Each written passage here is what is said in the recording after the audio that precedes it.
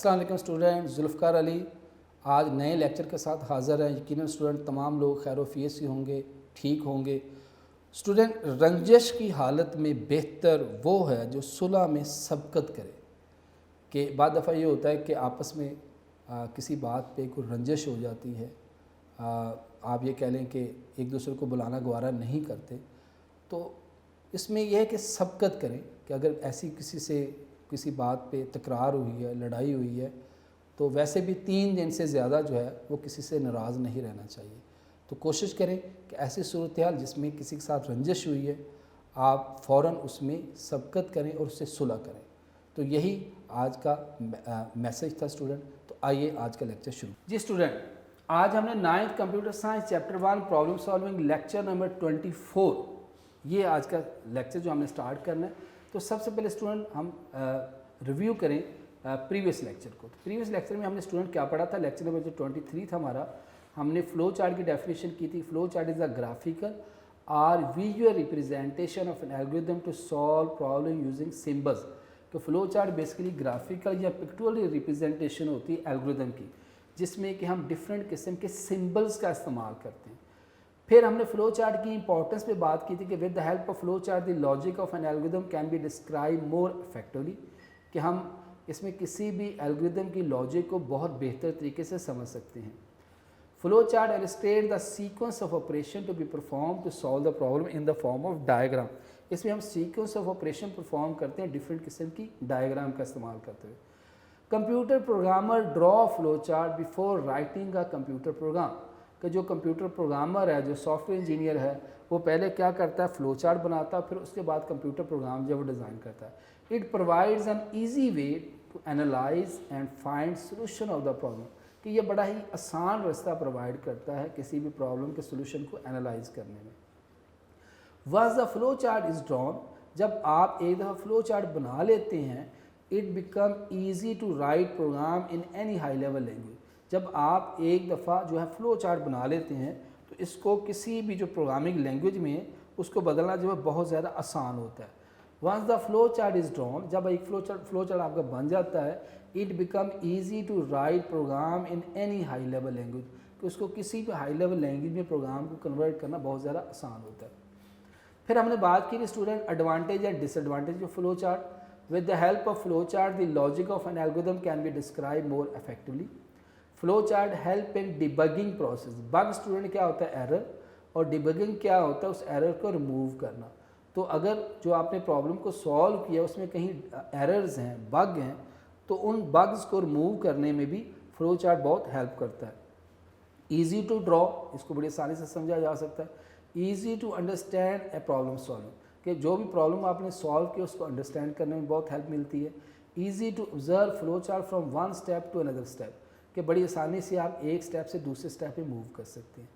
फिर स्टूडेंट हमने बात की थी disadvantage of flow chart. It is difficult to draw flow chart for complex and large problem, कि किसी भी कम्प्लेक्स या बड़े प्रॉब्लम का फ्लो चार्ट बनाना बहुत ज़्यादा मुश्किल होता है। More time is required to draw a flow chart, किसी भी फ्लो चार्ट को बनाने के लिए बाद दफ़ा बहुत ज़्यादा टाइम लगता है। Modifying a flow chart is very easy every time, हर दफ़ा फ्लो चार्ट में चेंज करना आसान नहीं होता। फिर हमने लास्ट टाइम बात की थी student requirement of the flow chart. ये आपके एक्सरसाइज का क्वेश्चन भी है कि फ़्लो चार्ट को बनाने के लिए क्या क्या रिक्वायरमेंट आपके पास होनी चाहिए। सबसे पहले इनपुट, कि जब तक आप फ्लो चार्ट को इनपुट नहीं देंगे तो फर्दर जो है वर्किंग नहीं होगी।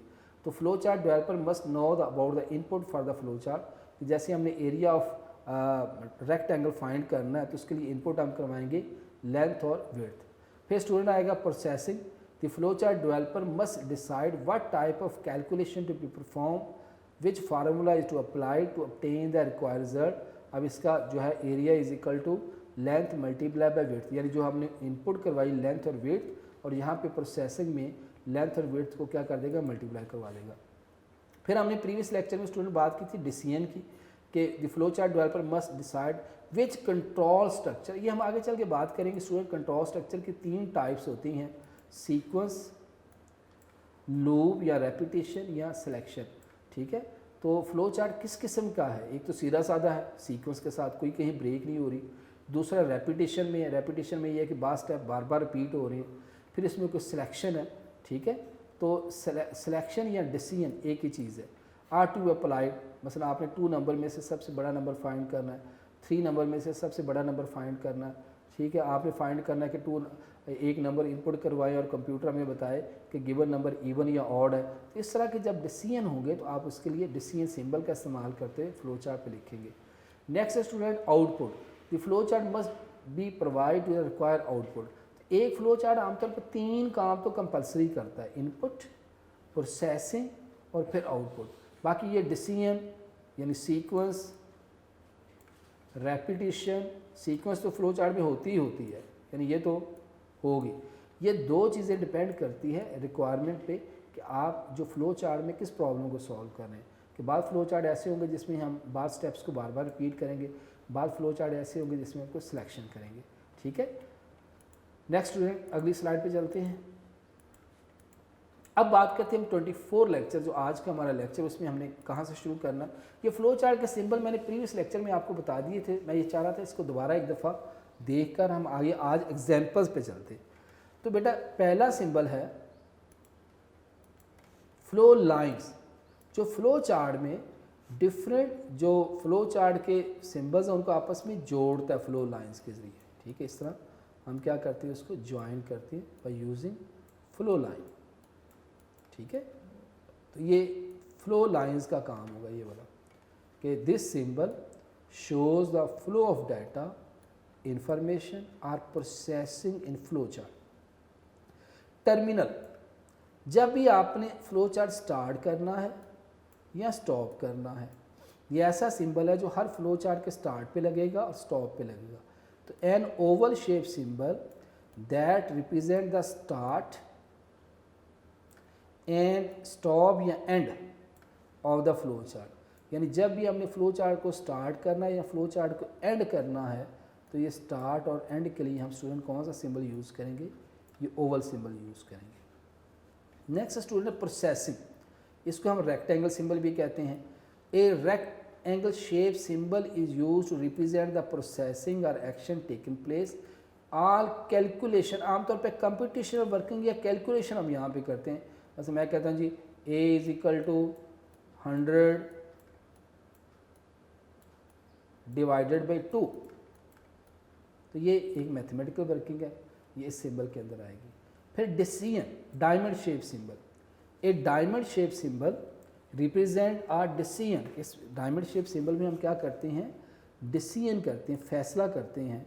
और जो आपका ये डायमंड सिंबल है इसमें एक आउटपुट हमारे पास यस की फॉर्म में आती है और दूसरी कौन से आती है, नो की फॉर्म में आती है, यस या नो, ठीक है। और बीच में हम यहाँ कंडीशन लगाते हैं, suppose if A greater than B, कि अगर ए बी से बड़ा ये कंडीशन है, या यस एग्जीक्यूट होगी तो नो नहीं होगी, अगर नो एग्जीक्यूट होगी तो यस नहीं होगी। नेक्स्ट है जी इनपुट आउटपुट सिंबल, इसको हम पैराग्राम सिंबल भी कहते हैं। इधर इनपुट या आउटपुट, यानी जब भी हमने इनपुट लेनी है या आउटपुट जो है वो दिखानी है तो स्टूडेंट ये वाला सिंबल जो हम यूज़ करेंगे, जैसे इनपुट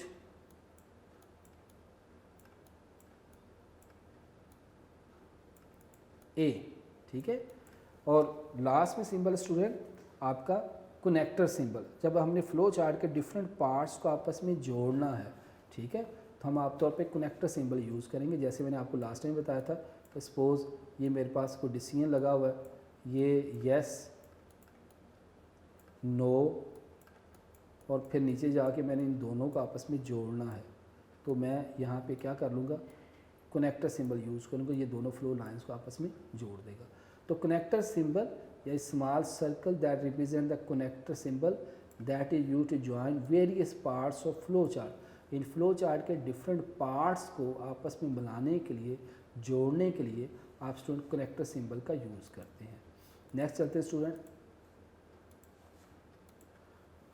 अब स्टूडेंट हम क्या करेंगे, डिफरेंट किस्म की एग्जाम्पल करेंगे। मतलब पहली एग्जाम्पल है draw flow chart to find sum product and average of given numbers. यानी आपके पास 5 नंबर हैं, आप उसका सम फाइंड करें, प्रोडक्ट फाइंड करें और एवरेज फाइंड करें, ठीक है। तो स्टूडेंट देखिए ये आपका इनपुट आउटपुट सिंबल है जिसको हम पैरेललोग्राम सिंबल कहते हैं। इनपुट N0 एक नंबर है, N1, N2, N3, N4 ये 5 नंबर्स हैं। अब ज़रूरी नहीं कि स्टूडेंट आप यहाँ पे N0 आप ABC भी ले सकते हैं, input A, B, C, D, E। फिर यहाँ पे सम में भी आप करेंगे, sum is equal to A plus B plus C plus D plus E। फिर प्रोडक्ट में भी आप वही करेंगे, A multiply B multiply by C multiply by D multiply by E। Average में भी अब यानी N0 की जगह पे आप A, N1 की जगह पे B, यहाँ पे C, यहाँ पे D और इसकी एवरेज फाइंड करें। तो वेरिएबल आप कोई से भी ले सकते हैं, ठीक है। तो जब भी आप फ्लो चार्ट करें उसकी टेस्टिंग ज़रूर करें कि सपोज़ मैं N1 की वैल्यू 1 रख देता हूँ, N2 की वैल्यू 2 इनपुट करवा देता हूँ, ये 3 करवा देता हूँ, ये 4 इनपुट करवा देता हूँ, ये 5 करवा देता हूँ। तो ये मैंने अब हम यहाँ पे आमतौर पे वेरिएबल्स लेते हैं, मगर हम जब प्रोग्राम बना लेते हैं कि सपोज़ इसी का जो मैं आगे चल मैं प्रोग्राम बनाऊँगा, input N0, N1, N2, N3, N4 जब मैं इस प्रोग्राम को चलाऊँगा तो इनपुट मीन मैं वैल्यू कीबोर्ड से फीड करूँगा। तो कंप्यूटर मेरे से 5 वैल्यू कोई न्यूमेरिकल वैल्यू नंबर्स डिजिट्स मेरे से पूछेगा। सपोज़ N1 की मैंने 1 एंटर कर दी, N0 की, N1 की 2, N2 की 3, N3 की 4, N4 की 5। फिर यहाँ पे स्टूडेंट क्या होगा, उसका सम निकलेगा, ठीक है। 1 + 2 3, 3 + 3 6, 6 + 4 10 + 15। तो ये सब को सम करने के बाद राइट टू लेफ़्ट वैल्यू उसको देगा सम को। तो सम की वैल्यू मेरे पास क्या होगी 15, ठीक है। फिर स्टूडेंट उसको मल्टीप्लाई किया, 1 × 2 2, 2 × 3 6, 6 × 4 24, 24 × 5 क्या होगा जी, 24 को 5 से मल्टीप्लाई करें 120, ठीक है। तो ये स्टूडेंट मुझे क्या देगा, राइट टू लेफ़्ट क्या करेगा, उसको 120 जो है उसकी जो है वो आउटपुट प्रोडक्ट की वैल्यू क्या होगी मेरे पास 120। फिर नेक्स्ट एवरेज फाइंड की। अब एवरेज जब इसको सम किया तो इसको सम मेरे पास क्या है 15, ये 15 को 5 पे डिवाइड करेगा और राइट टू लेफ्ट किसको देगा, एवरेज को। और फिर नीचे प्रिंट सम क्या प्रिंट करेगा 15, प्रोडक्ट कितनी प्रिंट करेगा 120, एवरेज कितनी प्रिंट करेगा, ठीक है 3। यानी 15 को 5 पे जब डिवाइड करते हैं हम तो ये मेरे पास एवरेज क्या फाइंड करेगा 5 3 × 15 और रिमाइंडर मेरे पास क्या हो जाएगा 0। तो इट्स मीन दैट मेरे पास एवरेज कितनी आ जाएगी 3। तो ये सारा काम जो मैंने किया इसको हम कहते हैं टेस्टिंग करना किसी भी फ्लो चार्ट की। तो ये काम आपने ज़रूर प्रैक्टिस करनी स्टूडेंट कि आपने जब भी कोई भी फ्लो चार्ट, अभी हमने काफ़ी सारी एग्जांपल्स करनी है इसकी फ्लो चार्ट की, एल्गोरिथम की, तो आपने इस तरह फर्जी वैल्यू दे के उन वेरिएबल्स की आपने स्टूडेंट टेस्टिंग ज़रूर करनी है।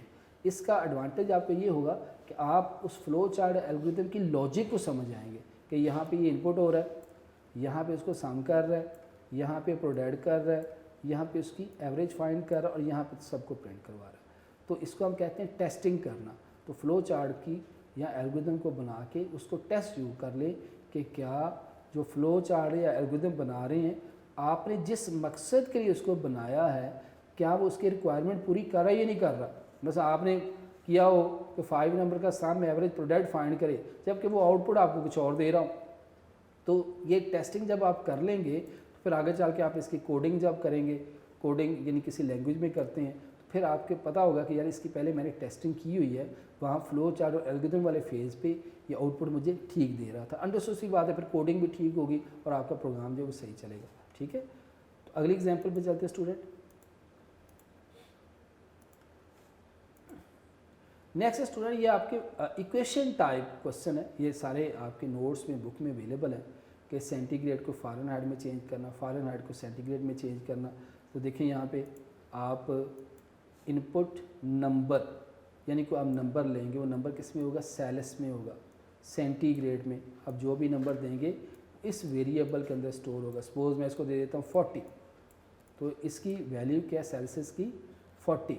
यहाँ पे पूरा फार्मूला लगा, Fahrenheit = Celsius multiply by 9 divided by 5 plus 32। ये स्टूडेंट सेंटीग्रेड को फ़ारेनहाइट में चेंज करने का ये फार्मूला है। ये आपके स्टूडेंट इक्वेशन टाइप क्वेश्चन होते हैं, ठीक है। इसमें फ्लो चार्ट में भी होते हैं, एल्गोरिथम में भी होती है। इसमें जो चीज़ रिक्वायर हो इसको इनपुट करवा लें, ठीक है। उसको आप क्या करें, जैसे S = V multiply by T, V T distance find करना किसी भी कार का, तो इसमें average speed V time T, इनको यानी इनपुट करवाएंगे आप, इनको क्या करवाएंगे इनपुट, वी और टी की वैल्यू लेंगे, यानी ये हमारी इनपुट होगी, और जो इधर राइट टू लेफ्ट दूसरी साइड है कि एस, ये स्टूडेंट मेरे पास आउटपुट होगी। ठीक है, तो इसमें अब फ़ारेनहाइट इज इक्वल टू, ये मुझे इनपुट करवाना पड़ेगा, और मेरे पास आउटपुट क्या है, राइट टू लेफ्ट रिजल्ट मेरे पास किस पे आया, इस वेरिएबल फ़ारेनहाइट के पास आया, और यहाँ पे प्रिंट फ़ारेनहाइट और एंड। ठीक है, इसकी स्टूडेंट बार बार मैं कह रहा हूँ कि टेस्टिंग ज़रूर कीजिएगा। ये कौन सा फ्लो चार्ट है, सेल्सियस को फ़ारेनहाइट में चेंज करने का। तो अगली फ्लो चार्ट पे चलते हैं स्टूडेंट।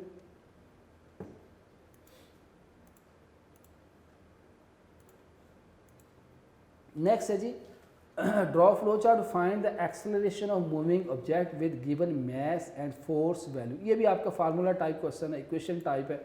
इसमें स्टूडेंट इक्वेशन में क्या करेंगे, input mass and force, two values आप इनपुट करवाएंगे। ठीक है, कब करवाएंगे, जब आप इसकी कोडिंग करेंगे, प्रोग्राम बनाएंगे, तो कीबोर्ड से आप इन टू वेरिएबल्स की, मास की और फोर्स की कोई न्यूमेरिक वैल्यू देंगे। जैसे मैं यहाँ पे इसकी 40 दे देता हूँ, इसकी 50 दे देता हूँ। ठीक है, और यहाँ पे क्या होगा, प्रोसेसिंग, यानी उस फोर्स को मास से जो है डिवाइड करेगा। अब यहाँ पे फोर्स मेरे पास क्या है 40 और डिवाइडेड बाय 50, और फिर यहाँ पे जाके प्रिंट एक्सेलरेशन। तो ये इक्वेशन टाइप आपके क्वेश्चन है, इसका इक्वेशन का फार्मूला इसका यही बनता है कि acceleration is equal to mass force divided by mass. तो यहाँ पे फोर्स और मास जो है इनपुट करवाएंगे, और जो राइट टू लेफ्ट ये मेरे पास एक्सेलरेशन के पास आ जाएगी, यानी ये मेरे पास स्टूडेंट क्या है इनपुट, और ये स्टूडेंट मेरे पास क्या है आउटपुट। ठीक है, तो ये पूरी कैलकुलेशन करने के बाद राइट टू लेफ्ट एक्सेलरेशन को ये आउटपुट देगा, और यहाँ पे स्टूडेंट मैंने एक्सेलरेशन को क्या करवाया, प्रिंट करवा दिया। नेक्स्ट चलते हैं स्टूडेंट। नेक्स्ट फिर आपका इक्वेशन टाइप क्वेश्चन है, draw flow chart, find the volume of cube. अब वॉल्यूम ऑफ क्यूब का स्टूडेंट फार्मूला क्या होता है, V is equal to edge को 3 दफ़ा मल्टीप्लाई करना। ठीक है, यानी एज मैं ED ले लेता हूँ variable, multiply by ED multiply by ED। अब यहाँ मुझे इनपुट क्या करवाने पड़ेगा, एज को, इसको। ठीक है, और वॉल्यूम यानी V मेरे पास क्या होगा, आउटपुट, यानी ये इनपुट है और ये स्टूडेंट मेरे पास क्या है, आउटपुट। ठीक है, तो ये देखें यहाँ पे सबसे पहले पैराग्राफ सिंबल में इनपुट एज, यानी जो भी मैं नंबर इनपुट करवाऊँगा टेस्टिंग करते हुए, 40 करवा देता हूँ, 50 करवा देता हूँ, सपोज मैंने 50 करवा देता हूँ, तो मेरी एज की वैल्यू क्या होगी, यानी एज इज इक्वल टू 50, यानी ये 50 इस वेरिएबल के अंदर स्टोर होगा, यानी एज की वैल्यू हम कह सकते हैं 50 है। यहाँ पे volume is equal to edge, यानी 50 मल्टीप्लाई 50 मल्टीप्लाई 50, जो भी इसका आंसर आएगा राइट टू लेफ्ट किसको देगा, वॉल्यूम को, फिर यहाँ पे प्रिंट वॉल्यूम और एंड। तो ये आपके इक्वेशन टाइप क्वेश्चन है, इसमें जो इनपुट होती है वो इनपुट करवाएं आप, और उसके बाद ये आउटपुट ले लें। ठीक है, तो ये सारे क्वेश्चन इससे मिलते जुलते हैं स्टूडेंट। नेक्स्ट स्टूडेंट चलते हैं, draw flow chart, find the plain interest on the amount. एक कंपाउंड इंटरेस्ट होता है, ये उसमें बैंक की टर्मिनोलॉजी में आती है, कुछ प्लेन इंटरेस्ट होता है। तो किसी भी आपने अमाउंट का क्या फाइंड करना है, प्लेन इंटरेस्ट फाइंड करना। तो इनपुट करवाएंगे अमाउंट, एक वेरिएबल क्या है अमाउंट, दूसरा वेरिएबल क्या है रेट, और थर्ड वेरिएबल क्या है वेरिएबल। यानी यहाँ पे आपने 3 चीज़ों को इनपुट करवाया है, अमाउंट को इनपुट करवाया है, रेट को और ईयर को, यानी 3 वैल्यू जो है। सबसे पहले कोई न्यूमेरिक वैल्यू जो है इनको देंगे, जो भी पहला नंबर आप एंटर करेंगे अमाउंट में जाएगा, दूसरा नंबर आप जो आप एंटर करेंगे ईयर में जाएगा, रेट में जाएगा, और थर्ड ईयर में। तो यहाँ पे पूरा formula plain interest is equal to amount, यानी जो आपने अमाउंट यहाँ इनपुट करवाएगी वो, मल्टीप्लाई बाय रेट, यानी जो वैल्यू आप ये इनपुट करवाएगी वो, divided by 100 multiply by year. ये प्लेन इंटरेस्ट फाइंड करने का एक फार्मूला ये भी। ठीक है, और उसके बाद पैरेललोग्राम सिंबल में स्टूडेंट उसको प्रिंट करवा दिया, प्लेन इंटरेस्ट। तो ये आपकी इनपुट हो गई, ये आउटपुट हो गई, ये प्रोसेस। ये किस किस्म के फ्लो चार्ट है, सीक्वेंस, आपको याद होगा हमने हमने बात की थी कि बेसिकली आपके फ्लो चार्ट 3 किस्म के कंट्रोल स्ट्रक्चर को यूज़ करते हैं, सीक्वेंस, सिलेक्शन और थर्ड स्टूडेंट होगा आइट्रेशन या लूप। ठीक है, तो ये वाले जो इक्वेशन टाइप आपके जितने भी आपके फ्लो चार्ट हैं ये सारे आपके सीक्वेंस है, यानी इसमें कोई आपको जो है वो सिलेक्शन नहीं लगाई, आपने कोई लूप नहीं लगाई, जस्ट आपने इनपुट करवाया, इनपुट हुई, प्रोसेसिंग जो हमारे पास आउटपुट आ गई। ये हमारे सीक्वेंस टाइप जो है सारे के सारे फ्लो चार्ट हैं। ये भी आपका सीक्वेंस एक फ्लो चार्ट है।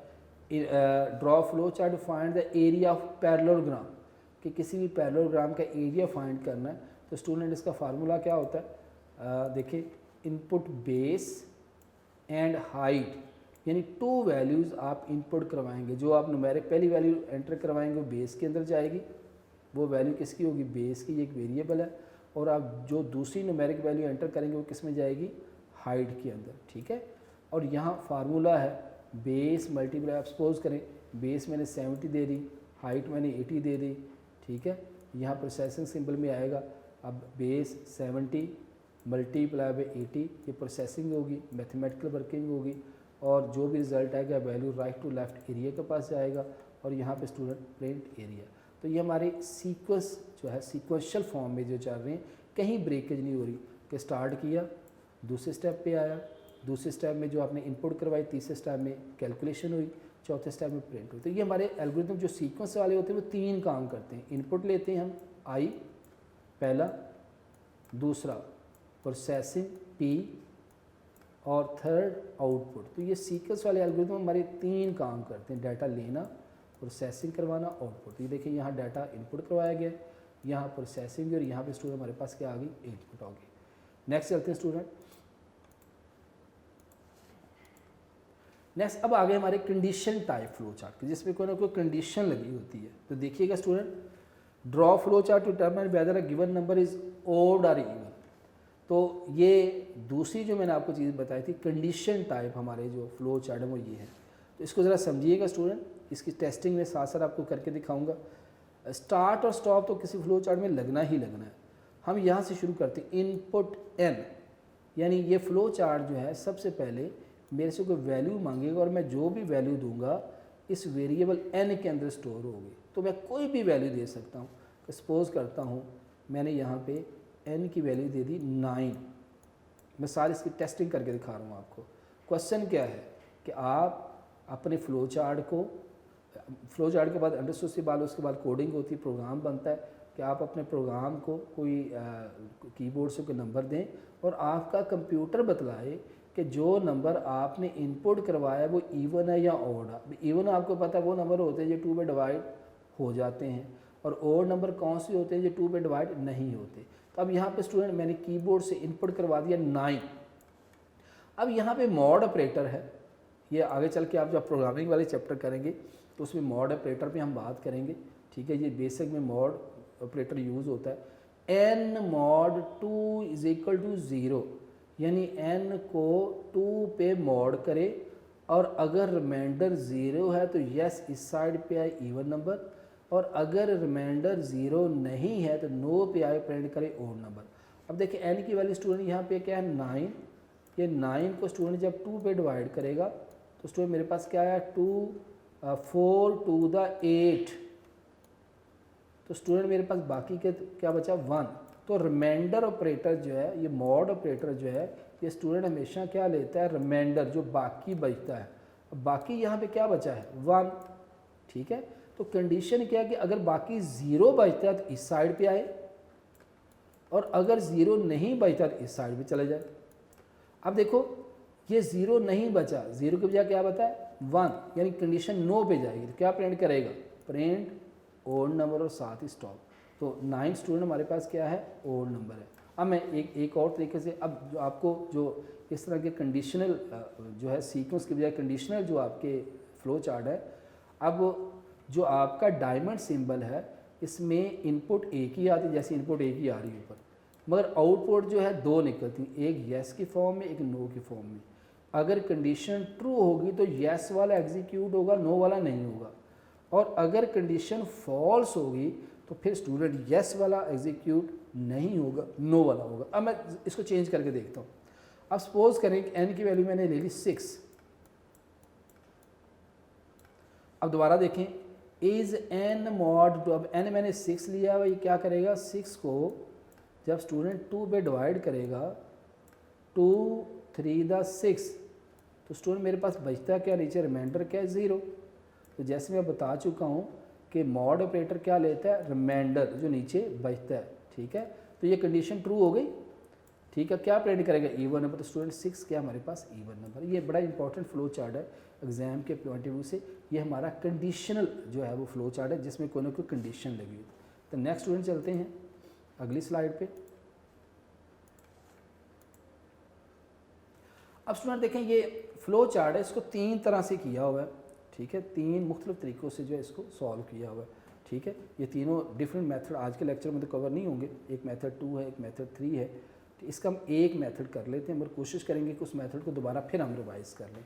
देखें ज़रा, draw flow chart to display the large one out of the 3 given unequal number. ये भी कंडीशनल आपका एक जो है वो फ्लो चार्ट है कि कंप्यूटर आपसे 3, अब कंप्यूटर का वर्ड इसलिए मैं यूज़ कर रहा हूँ कि आगे जाके आपने इसकी कोडिंग करनी है।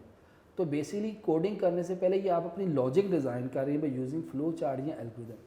तो यहाँ पे देखें, सबसे पहले 3 नंबर स्टूडेंट इनपुट करवाए हुए, इनपुट N0, N1, N2, यानी सबसे पहले कंप्यूटर आपसे 3 नंबर लेगा।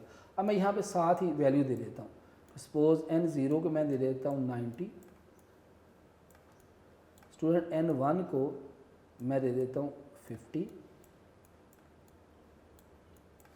और जो N2 है उसको दे देता हूँ मैं 30। अब देखो, बज़ाहिर मुझे नज़र आ रहा है कि भाई N0 मेरा सबसे बड़ा है, मगर मैंने इसकी लॉजिक बनानी है।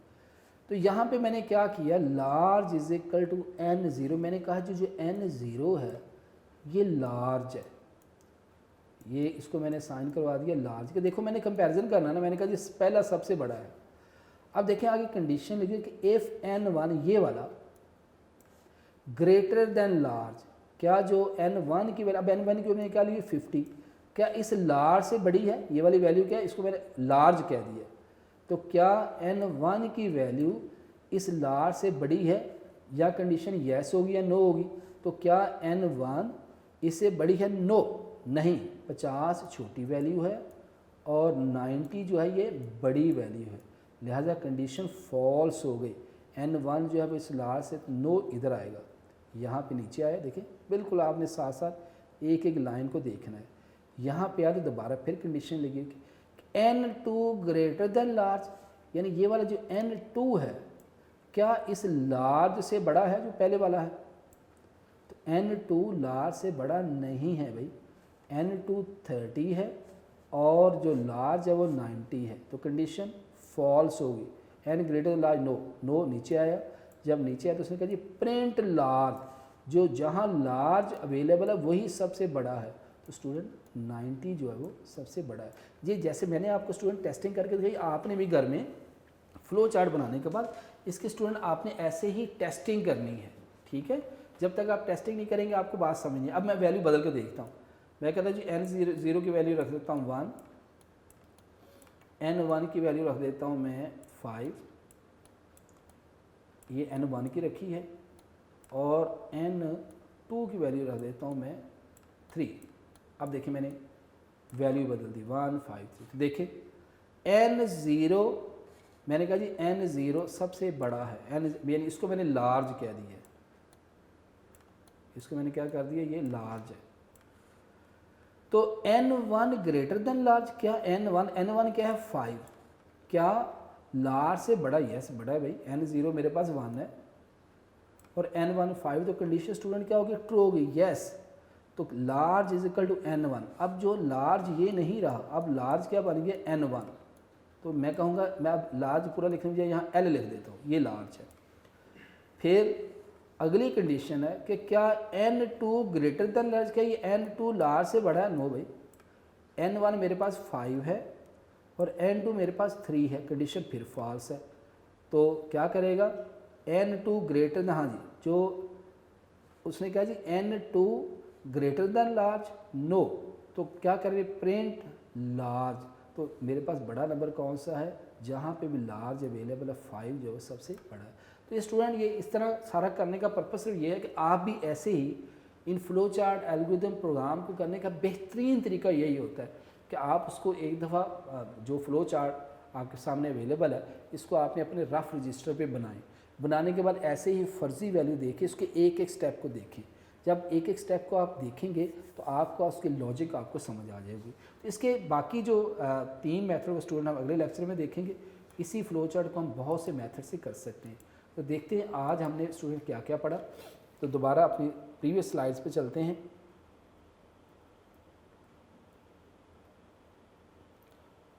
स्टूडेंट लेक्चर 24 में हमने बात की थी कि फ़्लो चार्ट में फ़्लो लाइंस, ये फ़्लो लाइन बेसिकली क्या करती हैं, इंफॉर्मेशन जो है उसके फ़्लो को शो करती हैं। फिर हमने स्टूडेंट बात की थी कि टर्मिनल सिंबल कब हम यूज़ करते हैं, जब भी हमने को फ़्लो चार्ट स्टार्ट करवाना है या स्टॉप करवाना है तो आप स्टूडेंट टर्मिनल सिंबल यूज़ करेंगे। फिर हमने बात की स्टूडेंट प्रोसेसिंग मैथमेटिकल, जब भी आपने कोई कैलकुलेशन करनी है तो कैलकुलेशन के लिए कोई मैथमेटिकल वर्किंग के लिए आप स्टूडेंट प्रोसेस सिंबल यूज़ करेंगे और इसको हम रेक्टेंगल सिंबल भी कहते हैं। नेक्स्ट स्टूडेंट था decision symbol, A diamond represent the decision symbol use for comparison और डिसीजन। जब भी आपने कोई कंपैरिजन करवाना है या स्टूडेंट डिसीजन करवाना है तो आप स्टूडेंट ये डिसीजन सिंबल यूज़ करेंगे, इसको हम डायमंड शेप सिंबल भी कहते हैं। फिर स्टूडेंट नेक्स्ट हमारा इनपुट आउटपुट सिंबल, कि जब भी आपने इनपुट करवाना है या आउटपुट करवानी है तो ये आप पैरेललोग्राम सिंबल यूज़ करेंगे। Connector symbol, small circle represent the connector symbol that are used to join various parts of flow chart. Flow chart के डिफरेंट पार्ट्स को आपस में ज्वाइन करने के लिए हम जो है वो कनेक्टर सिंबल का इस्तेमाल करते हैं। फिर स्टूडेंट हमने डिफरेंट एग्जांपल्स की थी। इनपुट N0 N1 5 आप वैल्यूज़ इनपुट करवाएंगे, यहाँ स्टूडेंट हम सम करवाएंगे, प्रोडक्ट करवाएंगे, एवरेज करवाएंगे और ये पैरेललोग्राम। ये हमारा सीक्वेंशियल, मैंने बताया था 3 किस्म के जो है वो कंट्रोल स्ट्रक्चर होते हैं इन फ्लो चार्ट एल्गोरिथम प्रोग्राम। ये इसकी डिटेल आप जब प्रोग्रामिंग वाले चैप्टर करेंगे। सीक्वेंस वो होता है कि जिसमें कोई कंडीशन ना लगी, कोई लूप ना लगो, सीधा सीधा चल रहा हो, तो ये आपके सीक्वेंशियल फ्लो चार्ट है कि जिसमें कोई कंडीशन नहीं लगी हुई, कोई स्टेप बार बार रिपीट नहीं हो रहे। तो इसमें 5 नंबर इनपुट करवाए, अगले स्टेप पे आए, यहाँ पे सम किया, फिर यहाँ पे प्रोडक्ट की, यहाँ पे एवरेज निकाल दिया, प्रिंट करवा दिया। फिर नेक्स्ट फ्लो चार्ट में सेंटीग्रेड को फ़ारेनहाइट में चेंज करना, इनपुट नंबर सेल्सियस फ़ारेनहाइट में फाइंड किया, 2 से डिवाइड किया और उसको प्रिंट करवा दिया। फिर draw flow chart, find the acceleration of the moving object with mass and force. Input mass and force, 2 number आपने इनपुट करवाए, इसका formula acceleration is equal to force divided by 5 print. ये देखिए सीक्वेंस, पहला step input किया, दूसरे step पे processing की, तीसरे पे, तो ये आपके सीधे साधे सीक्वेंशियल फ्लो चार्ट है। इनपुट, प्रोसेसिंग, आउटपुट, 3 काम सीधे साधे हो रहे हैं। ठीक है कि आपने डाटा लिया, प्रोसेसिंग की और आउटपुट करवाया, लेकिन इसमें कोई कंडीशन यूज़ नहीं हो रही। ठीक है जी। Next draw flow chart, find the volume of cube. इसमें इनपुट एज, इसका फार्मूला होता है volume is equal to edge multiply by edge, print volume और एंड। फिर हमने बात की, ये भी आपका फार्मूला टाइप जो है वो प्लेन इंटरेस्ट फाइंड करनी, इनपुट अमाउंट रेट ईयर, यहाँ पे प्लेन इंटरेस्ट का फार्मूला और उसको प्रिंट करवाया हुआ। फिर input draw flow, find the area of parallelogram, input base and height से इनपुट करवाई है, base multiply by height, print. ये सब मिलते जुलते फ्लो चार्ट और किस किस्म के सीक्वेंस, आपने सबको देखना है और इसकी प्रैक्टिस करनी है। ये आपका डिसीजन टाइप था। इनपुट 10, आपने एक नंबर इनपुट करवाया। यहाँ मॉड ऑपरेटर मैंने कहा हमेशा क्या लेता है, रिमाइंडर। अगर जो भी आपने नंबर इनपुट करवाया अगर रिमाइंडर 0 है तो स्टूडेंट वो क्या है, इवन नंबर, और अगर रिमाइंडर 0 नहीं है तो स्टूडेंट क्या है, ओड नंबर। अच्छा, यहाँ स्टूडेंट कनेक्टर भी लगा सकते हैं। ये अगर चाहते हैं कि यहाँ कि हम कनेक्टर लगाना चाहें तो यहाँ पे आप जहाँ पे ये 2 फ्लो, यहाँ पे आप स्टूडेंट कनेक्टर लगा लें। इस तरह अच्छा इंप्रेशन पड़ता है ये। ठीक है कि यहाँ पे आया और यहाँ पे स्टूडेंट कनेक्टर लग गया तो ये खूबसूरत लगेगा। आप जब फ्लो चार्ट बनाए तो यहाँ कनेक्टर लगा लें, इट्स मीन दैट कि ये 2 पार्ट्स को आपस में जोड़ रहा है। ठीक है, मैंने तो यहाँ नहीं लगाया हुआ, मगर आप फ्लो चार्ट में कनेक्टर यहाँ लगा लीजिएगा, अच्छा लगेगा। नेक्स्ट फिर हमने एक फ्लो चार्ट किया था जिसमें 3, अब इसको मैंने बताया था कि हम नेक्स्ट लेक्चर से इधर से ही शुरू करेंगे। ठीक है, क्योंकि ये तीनों एग्जाम्पल जो आपस में मिलती जुलती हैं कि आपने 3 नंबर इनपुट करवाए, पहले नंबर को हमने लार्ज रखा, अगर लार्ज है येस है तो लार्ज N1 है तो नो की सूरत में नीचे आएगा, सेकंड के साथ कंपेयर करेगा, प्रिंट लार्ज करेगा। तो जो हमारा नेक्स्ट लेक्चर होगा स्टूडेंट इसी एग्जाम्पल से मैं दोबारा शुरू करूँगा, ताकि जो ये आगे बेसिकली आपकी एक इस सीक्वेंस से किया हुआ, फिर दूसरा पार्ट 2 भी इसको एक और मेथड से किया हुआ, 3 नंबर में सबसे बड़ा नंबर फाइंड करना, और फिर एक थर्ड मेथड से किया हुआ, ताकि फिर हम तीनों का आपस में कंपैरिजन भी कर सकें। ठीक है, तो ये स्टूडेंट आज का आपका लेक्चर था। ये फ्लो चार्ट की एग्जांपल्स जो हैं, मेरी कोशिश होगी कि ज़्यादा टाइम इस पे लगाया जाए ताकि आपके कंसेप्ट क्लियर हों। तो आई होप आपको आज का लेक्चर समझ आया होगा। अल्लाह हाफ़िज़।